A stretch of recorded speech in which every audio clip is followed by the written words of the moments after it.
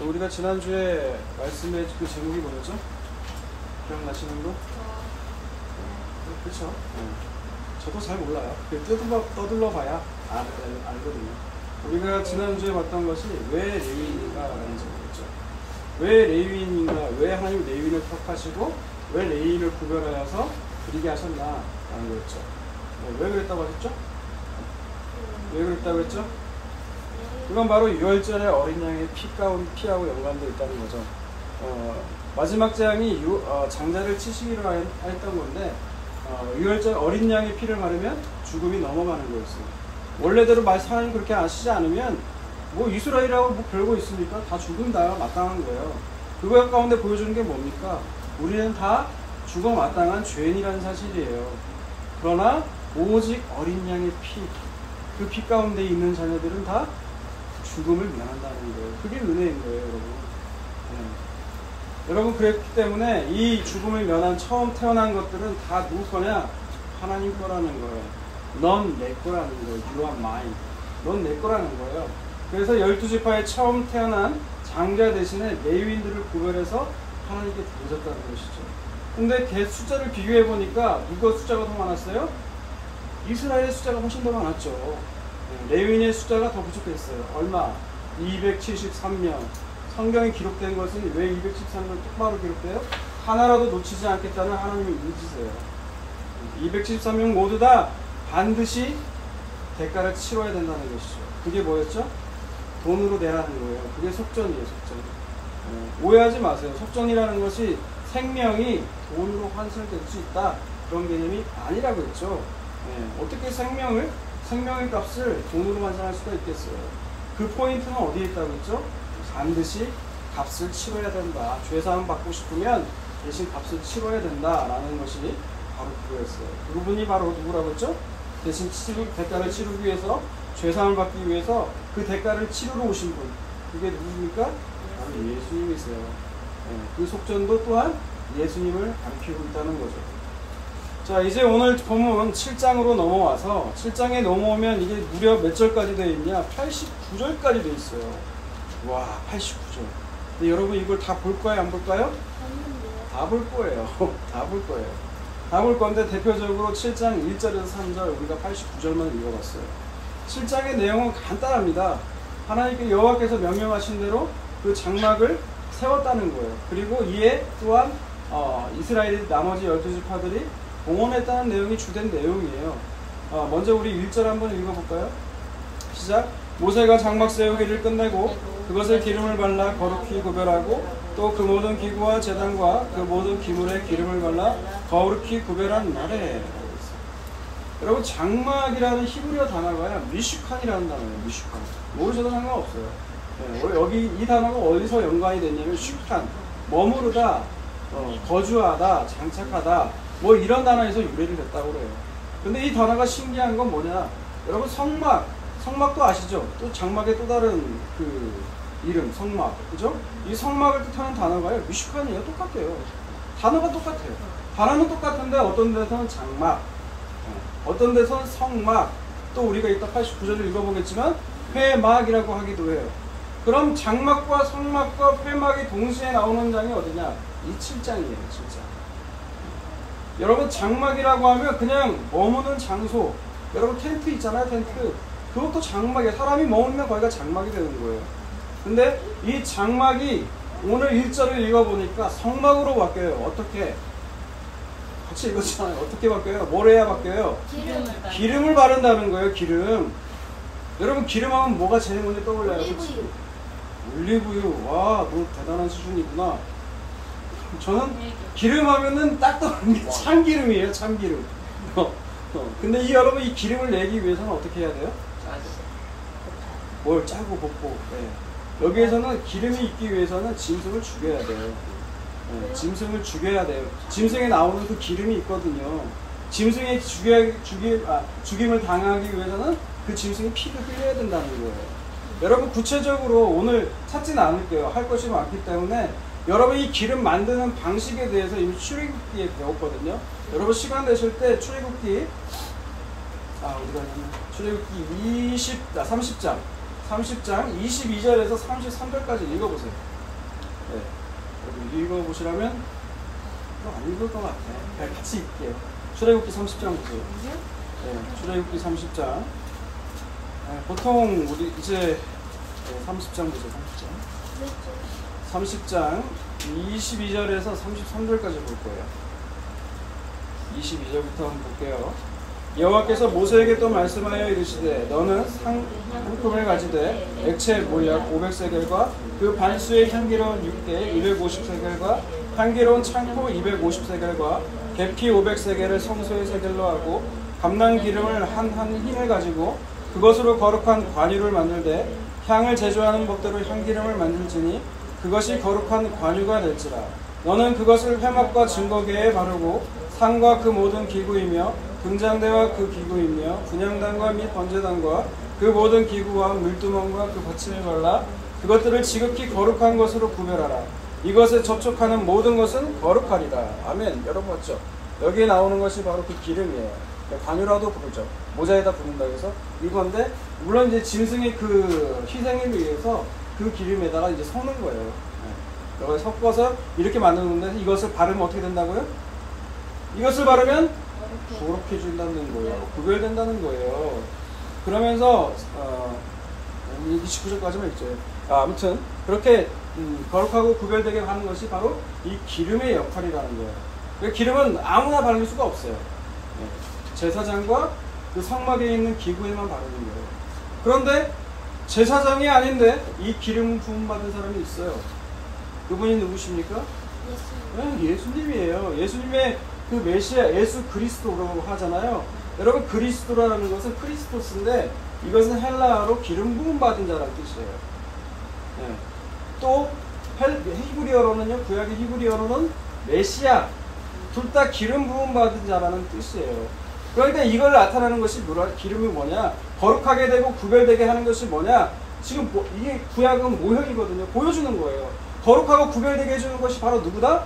예수 그리스도로 말미암아 우리가 거룩하게 되고 구별되게 되는 거라는 걸 보여주는 거예요. 성막이라는 게.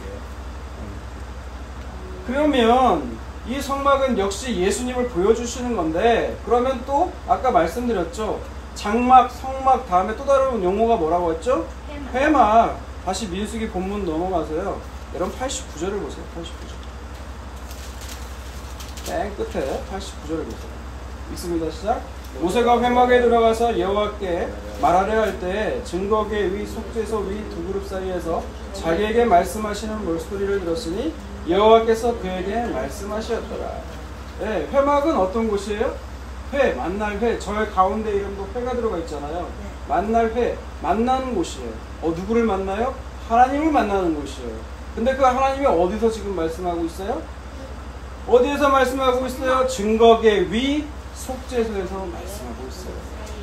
여러분, 예전에 이거 상번제 드릴 때도 말씀드렸고, 속죄소 얘기, 속죄소 특히 얘기 제목으로 아마 출애굽기 때 제가 이거 말씀드렸을 거예요.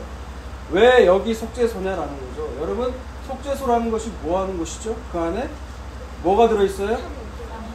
네, 아론의 쌍난지팡이가 왜 나왔다고 했죠? 너만 잘났냐 이거예요.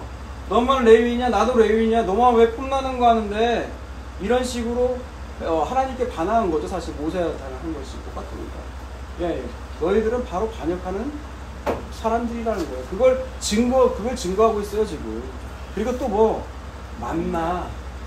만나를 하나님이 광야 가운데 줬더니 이스라엘 백성이 어떻게 해요? 쟁여놔요. 하나님 분명히 말씀했거든요. 다 썩어버릴 거야. 너희가 이걸 걷어도, 적게 걷어도 부족하지 않을 거고, 많게 걷어도 남는 법이 없을 거야. 하나님 그렇게 말씀하셨는데 이스라엘이 어때요? 믿지를 못하는 거예요. 이 만나나 아론의 쌍난지팡이, 그리고 두 번째 돌판, 이 모두 다 우리는 하나님을 거역한 죄인들이란 뜻이에요. 그렇기 때문에 이 언약궤가, 이 증거궤가, 이 법궤가 열려있으면 어떻게 돼요? 다 죽어요. 그렇기 때문에 뚜껑을 덮어야 된다는 거예요. 그게 속죄소예요. 그리고 이 의식 때, 속죄 때 보면은 제사장이 어떻게 해요? 거기다가 피를 뿌리잖아요. 그러니까 이 말은 뭐예요? 하나님이 예수 그리스도의 피 뿌려지는 곳, 속죄가 일어나는 곳에서만이 하나님이 말씀하신다. 하나님이 만나신다라는 뜻이에요. 여러분 이제 좀 이해가 되시죠? 이렇게 이해 안 되면 또 들어보세요. 네. 다시 오늘 본문 7장 이제 2절과 3절 한번 봅니다. 2절과 3절 읽습니다. 시작. 이스라엘 지휘관들을 곧 그들의 조상의 가문의 우두머리를 위하여 그 지파의 지휘관으로서 그 계수함을 받은 자의 그들이 여호와께 드린 선물은 밖에 있는 수레 6대와 소 12마리이니 지휘관 2사람의 수레가 1마리씩이요 지휘관 1사람의 소가 1마리씩이다. 그것들을 장막 앞에 드린지라. 아멘. 뭐 이스라엘의 감독관이 나오니까 감독이 또 뭐 하는 사람이 하는데 그냥 리더예요. 우두머리들, 족장 뭐 이런 개념들이에요. 이 사람들이 하나님 앞에 나올 때 헌물을 했는데 뭘 드렸다고요? 수레 6개. 그러니까 2지파씩 하나씩 드리는 거예요. 하나. 2지파다. 12지파잖아요. 그러니까 2지파가 연합해서 수레 하나를 드리는 거예요. 그리고 소 몇 마리? 12마리. 12마리가 나오지 않았어요? 네, 12마리. 이 12마리를 드렸다는 거예요. 아니 이걸 보면서 그 생각이 들더라고요. 아니 그 지파마다 사람 수가 있잖아요. 특히 유다 지파가 훨씬 많았고 얼마든지 더 많이 드릴 수가 있는데 하나님 앞에 왜 똑같이 냈을까라는 거예요. 왜 똑같이 드렸을까? 근데 이따가 지금 우리가 이거 말고 또 금그릇 뭐 메세게 은 메세게 또 나오는 장면이 있거든요. 근데 그게 또 정확하게 다 똑같아요. 12지파마다. 근데 왜 그렇게 하셨을까? 왜? 이거 우리 아들이 물어보더라고요. 예배드리는 거. 왜 그렇게 하셨나요? 그게 포인트예요, 사실 오늘. 그게 가장 포인트예요. 왜 그렇게 하셨을까라는 거죠. 그걸 의문을 잠시 여러분 간직하고 계속 보시게요. 4절부터 봅니다. 여호와께서 모세에게 말씀하여 이르시되 그것을 그들에게 받아 레위인에게 주어 각기 직임대로 회목봉사에 쓰게 할지니라. 모레가 수레와 소를 받아 레위인에게 주었으니 곧 게르손 자손들에게 그들의 직임대로 수레 2과 소 4마리를 주었고 무라리 자손들에게 그들의 직임대로 수레 4과 소 8마리를 주고 제사장 아론의 아들 이다말에게 감독하게 하였으나 고앗 자손에게는 주지 아니하였으니 그들의 성소의 직임은 그 어깨로 매는 일환을 까닭이다. 받은 수레와 소를 그 레위인들에게 제사장들에게 나눠준 거예요. 지금 나눠주는데 어떻게 나눠줬다고요? 직임대로 각자 맡은 역할들이 있었잖아요. 게르손 자손의 역할, 무라리 자손의 역할, 고앗 자손의 역할들이 다 있었잖아요. 그 중에서 제일 무거운 거를 매는 사람들이 누구라고 했죠? 무라리. 아마 무라리 자손들은 근육량이 엄청났을 거예요. 그 무거운 거를 다 들고 다녔으니까. 그런데 그래서 그렇기 때문에 무거운 거기 때문에 어떻게 해요? 더 많이 줘요, 무라리에게. 그리고 게르손도 역시 그래도 무라리보단 가볍지만 들고 날라야기 때문에 그들에게도 줘요. 하지만 고앗에게는 주지 않아요. 그럼 고앗은 어떨까요? 속으로 아이씨 우리도 힘든데 왜 우리는 안 줘? 이렇게 생각했을지도 몰라요. 근데 이렇게 하신 까닭은 성막의 안에 있는 그 기구들은 어떻게 해요? 어깨로 매야 되기 때문에 하나님 그렇게 하라고 하셨기 때문에 그들에게는 소와 수레가 지급되지 않는 거예요. 여러분 지금 우리가 이렇게 봤지만 이걸 우리 교회에다 적용을 해보자고요. 교회에서도요, 여러분, 폼나는 일이 있고, 폼 안 나는 일도 있어요. 생색 내지 않는, 그냥 그런 일도 있어요. 근데, 그건 모두 다 뭐라고요? 다 하나님의 몸된 교회를 위해서 있는 거예요.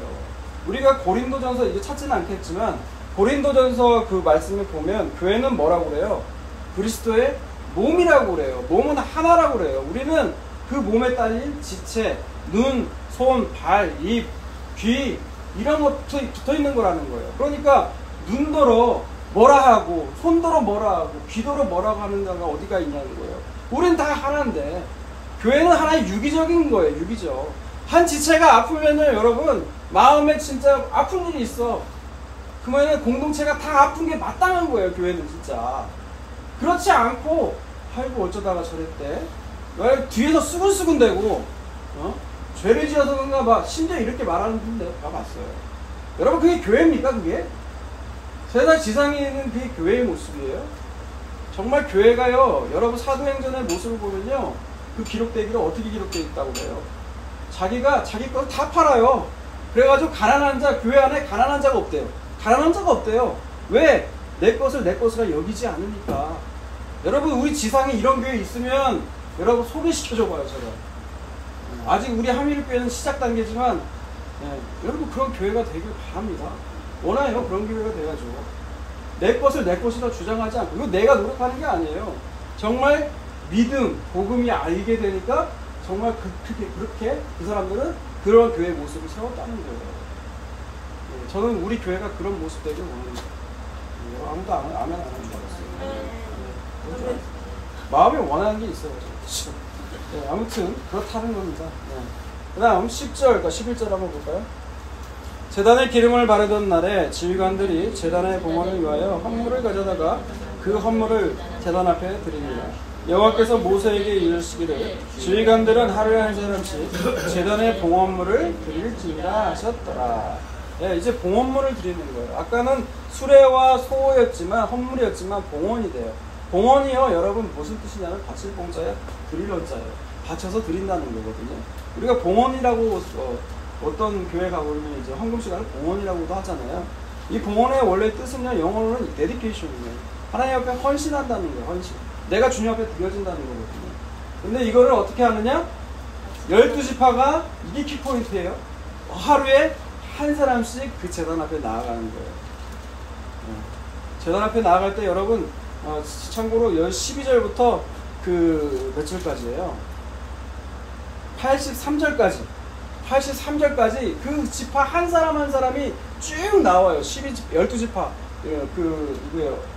유다 지파부터 시작해서 저 단지파까지. 그러니까 우리가 행진할 진을 칠 때 왜 그 있잖아요.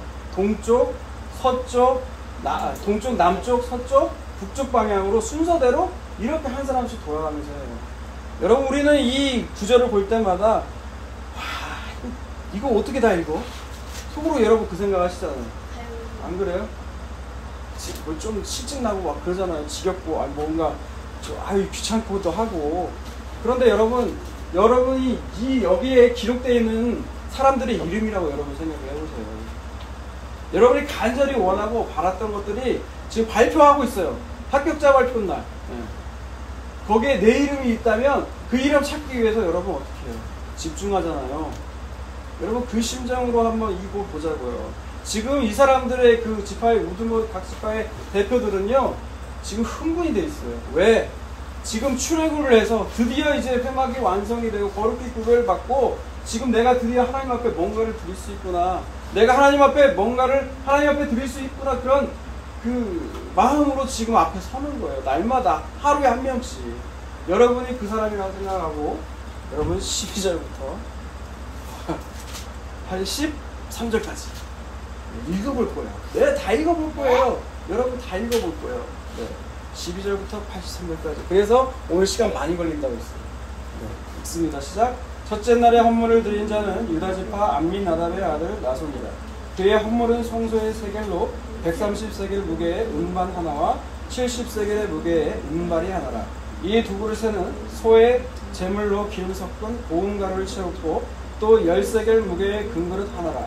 그것에는 향을 채웠고 또 번제물로 숫송아지 한 마리와 순양 한 마리와 1년 된 어린 순양 한 마리이며 속죄제물로 순염소 한 마리이며 화목제물로 소 2마리와 순양 5마리와 순염소 5마리와 1년 된 어린 순양 5마리라.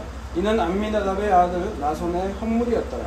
둘째 날에는 이사갈의 주의관 수알의 아들 느다넬이 헌물이 드렸으니 그가 드린 헌물도 송소의 세겔로 130세겔의 무게의 음반 하나와 70세겔의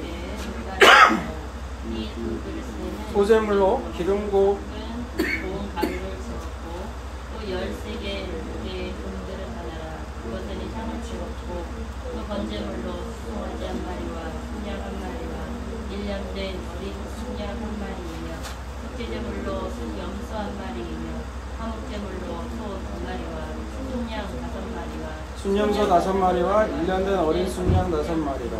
이는 수알의 아들 느다넬의 헌물이었더라.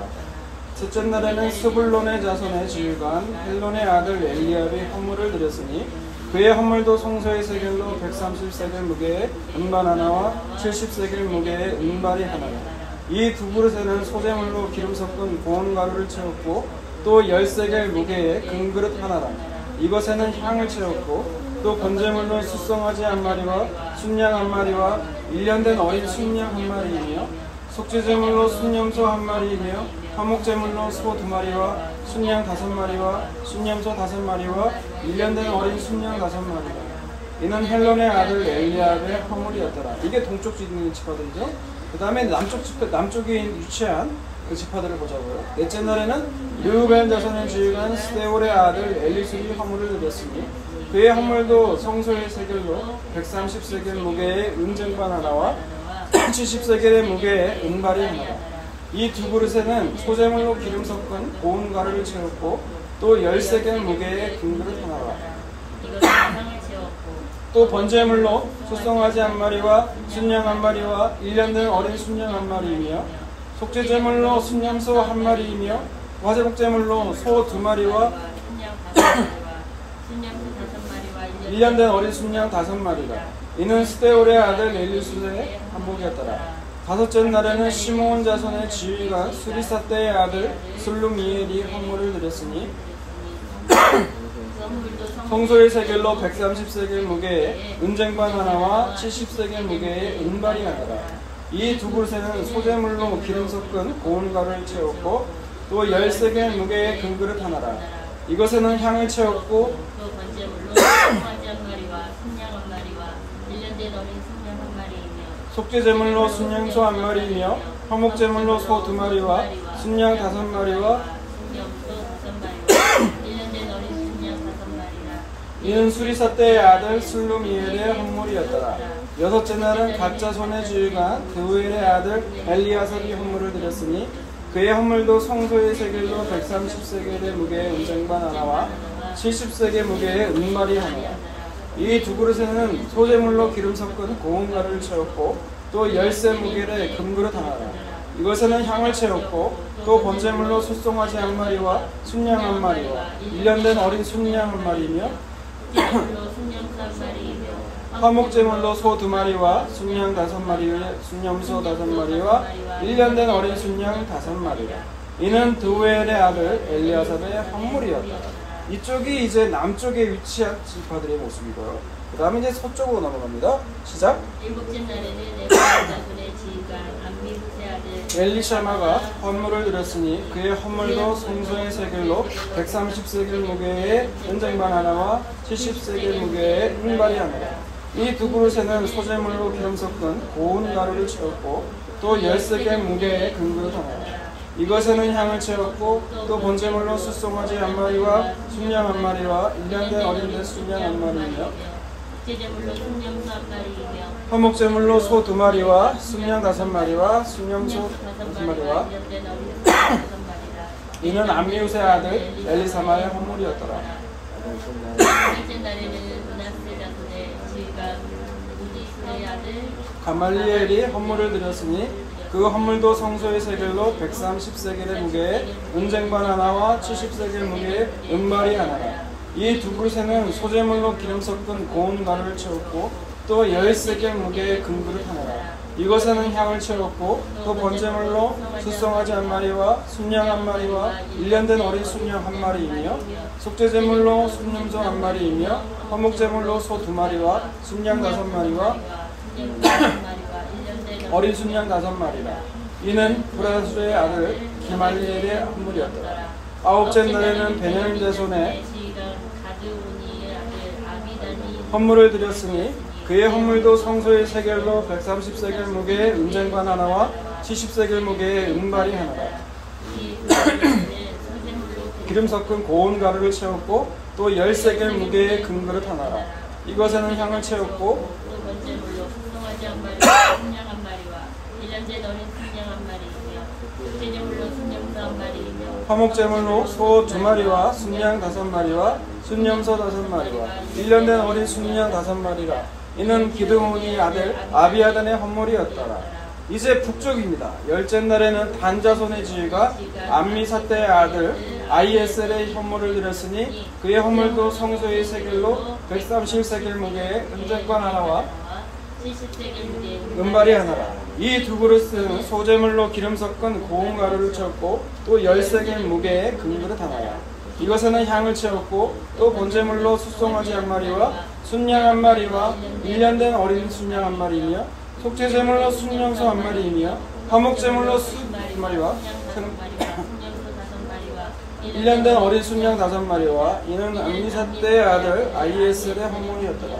11째 날에는 아셀 지휘관 오그란의 아들 바기엘이 헌물을 드렸으니 그의 헌물도 성소의 세겔로 130세겔 무게의 은쟁반 하나와 70세겔 무게의 은발이 하나라. 이 두 그릇에는 소재물로 기름 섞은 고운 가루를 채웠고 또 10세겔 무게의 금그릇 하나라. 이것에는 향을 채웠고 또 번제물로 숫송아지 1마리와 순양 1마리와 1년 된 어린 순양 1마리이며 속죄제물로 순양소 1마리이며 화목제물로 소 2마리와 순양 5마리와 순염소 5마리와 1년 된 어린 순양 5마리라. 이는 오그란의 아들 바기알의 헌물이었더라. 12째 날에는 납달리 자손의 지휘관 에난의 아들 아이라오가 헌물을 드렸으니 그의 헌물도 성소의 세겔로 130세겔 무게의 은쟁반 하나와 70세겔 무게의 은발이 하나라. 이 두 그릇에는 소재물로 기름 섞은 고운 가루를 채웠고 또 10세겔 무게의 금그릇 하나라. 이것에는 향을 채웠고 또 번제물로 숫송아지 1마리와 순양 1마리와 1년 된 어린 순양 1마리이며 속죄제물로 순염소 1마리이며 화목제물로 소 2마리와 순양 5마리와 순염소 5마리와 1년 된 어린 순염소 이는 에난의 아들 아이라의 헌물이었다. 아멘. 여러분 어떠셨어요? 네, 지겨우셨어요? 네? 여러분 똑같은 사실 헌물 드리는 내용이 다 똑같죠? 이름만 빼고. 네, 이름만 빼고 다 똑같죠?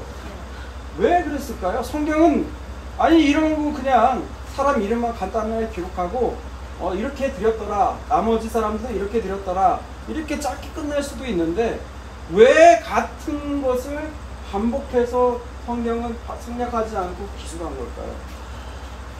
오늘 말씀의 포인트는 바로 여기 있어요. 여러분 지겨울지도 모르지만 여러분 이들 입장에서 생각을 해봐요. 날마다 하루에 한 번씩 자기 지파가 올 때마다 그 사람들의 심정은 어땠을까요? 내 이름이 하나님 앞에 불려진다는 그 심정이 어땠을까요, 여러분? 지겨웠을까요? 우리 읽는 사람은 지겨웠겠지만 여러분의 이름이 여러분 예수님을 아신다고 했거든요. 여러분 이름을 목자는 양은 목자의 음성을 듣는다고요. 네. 그 예수님이 여러분의 이름을 부를 때 여러분 지겨워요? 안 그래요. 이들은 기쁨이었을 거라고요. 날마다 하루하루씩 드리는 거 다 봤어요. 그런데 자기 이름이 호명되는 순간 얼마나 기뻤을까요? 그 드렸을 때. 그런데 아까도 말씀드렸지만 중요한 포인트는 그쪽 거기도 있지만 여기 있어요. 어디에? 드리는 봉헌물이나 아까 뭐 수레 그 다음에 뭐 소 12마리 다 똑같더라는 거예요. 다 똑같더라는 거예요.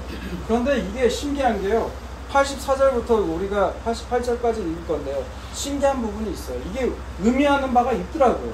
네, 84절부터 봅시다. 이제 그 84절부터 나오는 것은 이 봉헌한 총양이에요. 12지파가 드린 총양. 그거 보세요. 이는 곧 제단에 기름 바르던 날에 바로 성모하게 되던 날이죠. 거룩히 구별되던 날 이스라엘 지휘관들이 드린 바 제단의 봉헌물이다. 은전반이 몇 개라고요? 12개. 은바리가 12개. 금그릇도 12개. 이게 우연의 일치일까요? 12이 돼요. 다 12. 자, 보세요. 또 은전반은 각각 무게가 뭐라고 했죠? 130이고 은바리는 70이잖아요. 두 개를 더하면 몇이에요? 200. 200인데 12지파잖아요. 그죠? 12를 곱하면 어떻게 돼요? 네, 2400이 나와요. 또 86절 보세요. 또 향을 채운 금그릇이 몇 개? 12개. 성소의 세겔로 하니까 어떻게 해요? 10세겔이니까 10 곱하기 12. 그러니까 120. 다 10이네요. 그죠? 87절 보세요. 이제 번제물이에요. 숫송아지가 몇 마리? 12마리. 순양? 12마리. 어린 순양? 12마리. 그 다음에 속죄제물로 또 뭘 드리죠? 순염소가 12마리. 화목제물로 숫소가 24마리인데 2마리씩 드렸으니까 곱하기 10이죠. 다 10이에요. 12. 네. 순양이 60마리. 5마리씩 드렸잖아요. 그래서 12. 또 12를 곱하니까 60이 되죠. 또 마찬가지예요. 순염소, 순양 이런 것도 다 마찬가지라는 거예요. 네. 그리고 나서 뭐라고 해요? 이는 제단에 기름 바른 후에 드린 제단의 봉헌물이었더라. 여러분 여기에 포인트가 있어요. 하나님이 받으시는 숫자가 뭐예요? 지금 12라는 거예요. 12. 아, 이거 우연의 일치 아니야? 짜맞추는 거 아니야? 아니요. 성서의 한권 중에는 게마트리아이라는 것이 있어요. 네, 우리는 뭐 한글하고 이 숫자하고 연계가 안 되잖아요. 히브리어나 헬라어는 이게 숫자하고 연결이 돼요. 알렛, 뭐 베트, 기멜 이것마다 다 숫자가 부여가 되거든요. 1, 2, 3, 4. 그런데 이 12라는 숫자는요, 의미 있는 숫자예요. 구약의 그 지파가 몇 지파예요? 12지파. 신약의 그 사도들은요, 12사도. 아니, 왜 그보다 모집할 수 있는데 왜 12로 초점을 두느냐? 12이라는 숫자가 의미하는 바가 하나님의 아들들이라는 거예요. 하나님의 아들들. 그래서 요한계시록에 보면 하나님의 구약의 백성 12, 신약의 백성 12, 그리고 완전한 수 1000을 곱해서 14만 4천 명이 나오는 거예요. 그래서 이들이 구원을 받는 하나님의 아들들, 하나님의 백성들이라는 뜻이에요. 그러니까 자, 요약해서 보면 우리 교회에 숫자가 아무리 많아도 하나님 뭘로 보신다? 12로 보신다는 거예요. 12. 하나님의 아들의 완전한 수 12로 본다는 거예요. 여러분은 그냥 긴가민가 했지만 저는 은혜 받았어요. 이 숫자에. 왜? 특히 개척교회 하는데 사람 성도가 아무도 없어요. 그런 분들 많아요, 여러분. 그게 5년 되고요, 3년 되고요. 이 마음 모르는 사람들이 많을걸요. 개척교회 목사들의 마음을. 특히나 아무것도 가진 것 없이 맨 땅에 헤딩하는 심정으로 재정도 없고 정말 바라볼 때고는 하나님밖에 없고 또 그런 가정을 돌아보면 목사님들이 마음 업장이 무너진다고 그래요. 내가 진짜 부름받았나? 여러분 그런 거 제가 그 얼마 전에도 며칠 전에도 제가 만든 지방회가 있거든요. 아들람 지방회라고. 네, 원통하고 분한 사람들 세상에서 활려받고 무시받는 사람들이 모인 지방회 아들람. 네, 그것 가운데 알게 된 그 동생이 있어요. 얘가 교회 개척을 하겠다고 하더라고요. 그러면서 여러 가지 조언을 해줬는데 여러분 사실 그 교회 개척하면서 목사가 그것만 잘 견디면 돼요. 교회의 주인은 하나님이시고요. 그리고 숫자가 중요한 게 아니라는 거예요. 하나님 보실 때는요, 아무리 많이 모여도 그것이 12로 보신다는 거예요. 적게 모여도 믿는 자가 있다면 목사는 믿을 거 아니에요. 12. 그렇기 때문에 숫자에 연연할 필요가 없다는 거예요. 그러니까 하나님은 어떻게 보신다? 다 똑같이 보신다. 차별이 없으시다. 하나님 안에서는 차별이 없다라는 거예요. 누가 막 어마어마한 일을 하고 막 순교하고 뭐 교회 개척을 몇 개 하고 우리는 몇 대째 장로 집안이고 목사가 나오고 의사가 나오고 하나님 앞에서 쓸데없는 얘기다라는 거예요.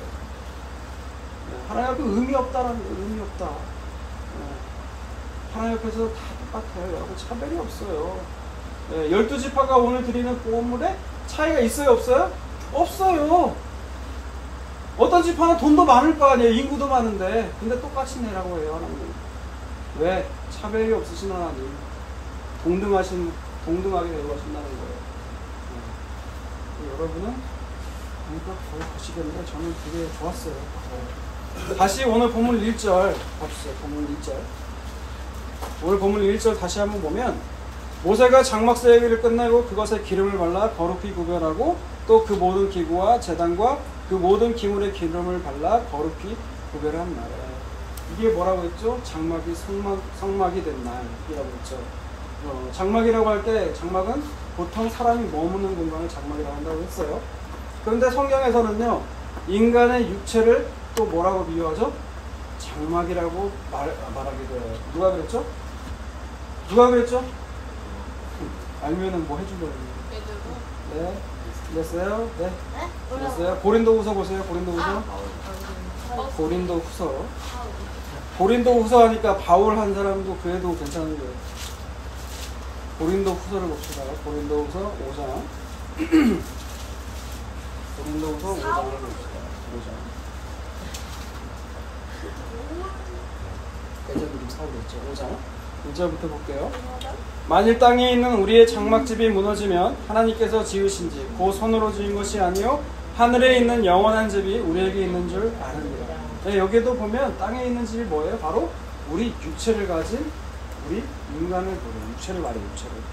그런데 이 장막집이 언젠가는 어때요? 무너진다는 거예요. 누구에게는 이게 보일까요? 예수를 주로 믿는 사람들에게는 이게 있다는 것이 이제 한계가 보인다는 거예요.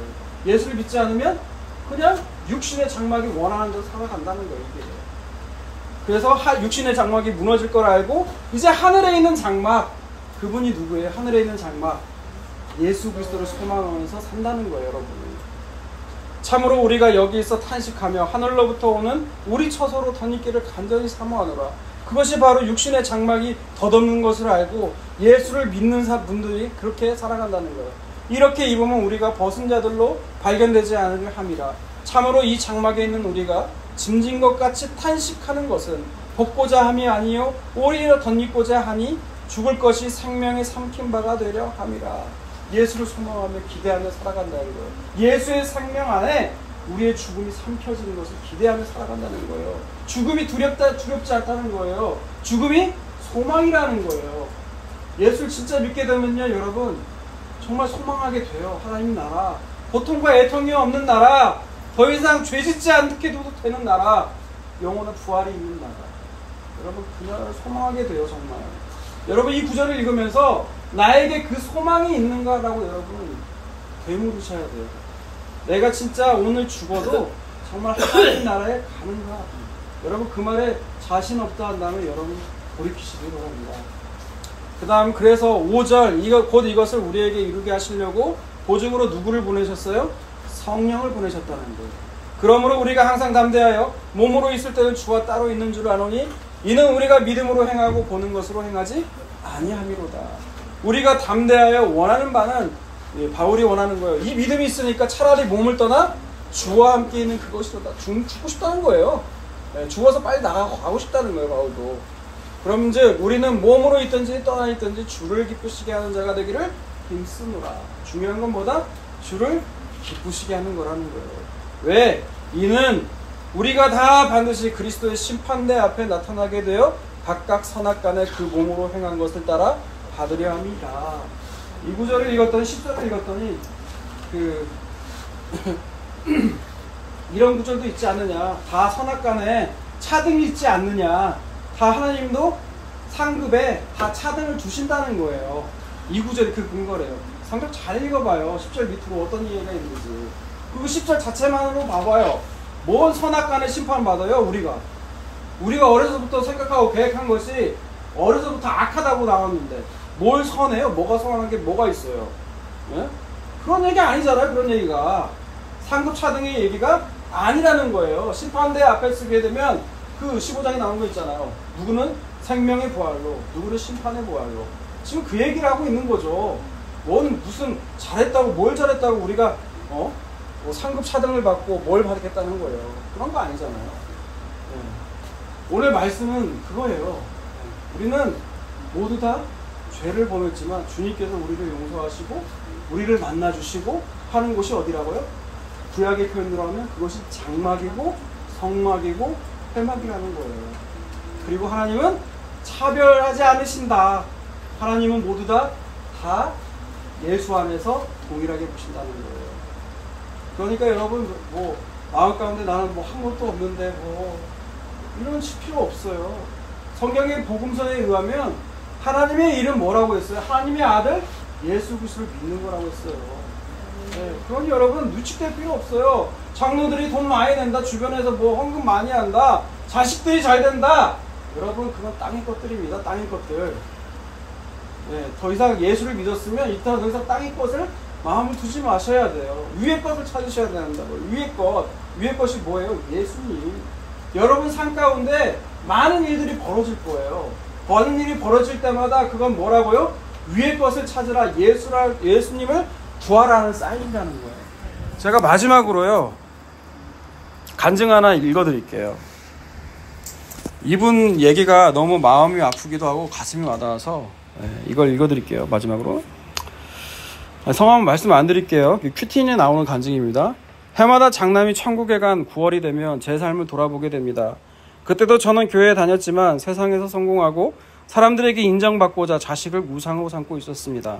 제가 아들의 고입 작정 기도를 하고 있었을 때 두통으로 응급실에 간 아들은 모야모야병이라는 희귀 난치병을 진단받았습니다. 그리고 3번의 수술 후 2주 만에 결국 세상을 떠났습니다. 저는 교회 지체들의 기도로 아들이 천국에 갔음을 확신하며 장례를 잘 마쳤지만 문제는 그 후였습니다. 아들의 갑작스러운 죽음이 이해가 되지 않아 하나님을 향한 원망이 끊이지 않았고 기도도 찬양도 할 수가 없어 교회 가는 게 너무 고통스러웠습니다. 성경책은 일반 도서로 느껴지고 천국과 하나님이 의심되면서 실패한 인생이라는 생각이 들자 자기 연민에 죽고만 싶었습니다. 하지만 남은 둘째 아들과 항암을 마치고 복학한 막내딸을 보면서 그저 지구가 멸망하기를 바라고 있을 때 목사님의, 이거 저를 얘기하는 게 아니에요, 피투성이라도 살아있으라는 에스겔서 16장 6절의 설교를 듣게 되었습니다. 사부님을 떠나고 보내고 예수님의 증인으로 사시는 목사님을 보면서 나에게는 왜 천국에 소망이 없나 라는 생각에 아들이 죽은 후 처음으로 하나님 앞에 엎드려 기도했습니다. 하나님, 성경 말씀이 아들이 먼저 간 천국이 믿어지게 해주세요. 이후 저는 공동체에 속해 말씀을 들으면서 장남의 죽음은 구원의 사건이었고 저에게 구원의 확신이 없음을 알게 되었습니다. 나서는 온전한 회개와 희생적인 사랑으로 가족을 묵묵히 섬겼던 조상 유다의 본을 받아 첫째 날에 앞장서서 헌물을 드립니다. 하지만 저는 회개도 희생도 없이 오직 내 가족의 성공을 위해 기복으로 신앙생활을 했던 자입니다. 소재물을 드리려면 고운 가루처럼 내 자아가 부서지고 내 열심이 깨지고 내 의가 빠져야 되는데 아직도 생색나는 자리가 더 좋은 저를 주님이 불쌍하게 여겨주시기를 기도합니다. 이 간증이었는데요. 여러분, 이 간증의 이 간증 중에서 제가 마음 가운데 받았던 부분은 뭐냐면 이런 사건들을 통해서 본인에게 믿음이 없다는 것을 알게 됐다는 거예요. 이것도 인도하시는 분도 하나님이시죠. 여러분, 사건 가운데 마다 찾아올 때마다 여러분 놀라지 마시고 그것이 우리의 육신의 장막이라는 것이 한계가 있음을 알고 하나님 성막으로 바꾸게 하시고 그곳에서 하나님이 말씀하게 하시는 회막으로 임하시는 그 주님의 음성을 믿고 나아가는 저와 여러분이 다 되시기를 주님의 이름으로 축원합니다.